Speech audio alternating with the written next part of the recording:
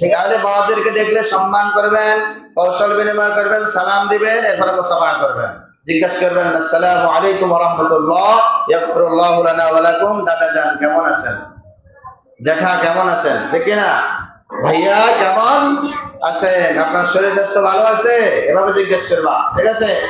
মেয়েরাও এভাবে জিজ্ঞেস করবা, দাদিকে, নানিকে, জেঠিকে, দাদাকে মুসাফা করবে না, ঠিক আছে? নি মেয়ের মুসাফা ছেলেদের সাথে, পুরুষের সাথে মেয়ের সাথে মুসাফা করবে।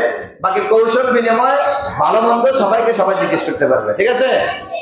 এরপরে রাস্তায় যখন চলবা, যে কোনো সময় ডান পথে চলবা, বাম পথে চলবা না। কথা যখন বলবা সত্য কথা বলবা, মিথ্যা কথা বলবা না।